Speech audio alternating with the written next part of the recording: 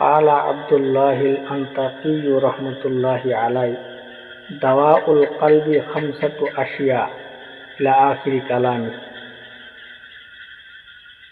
আব্দুল্লাহ রহমতুল্লাহ আলাইহি বলেন, কলব, এই কলবের ভিতরে যদি বেমার লেগে যায় তাহলে এই বেমারের 5টা ওষুধ। কেউ যদি এই 5টা ওষুধ কলবের বেমারের জন্য যদি ব্যবহার করে তাহলে তার কলব বেমার থেকে মুক্ত হয়ে যাবে। তার কলব পুরাপুরি এই 5টা ওষুধের দ্বারা তার কলবের বেমার পুরাপুরি শেষ হয়ে যাবে, পুরাপুরি দূর হয়ে যাবে। ওই 5টি ওষুধের মধ্যে 1 নম্বর ওষুধ হলো কিরাআতুল কুরআন বিতাদাব্বুরি,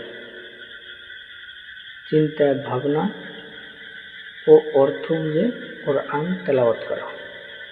2 নম্বর ওখালাউল বাতনি, অতিরিক্ত খানা থেকে বিরত থেকে পেট খালি রাখা।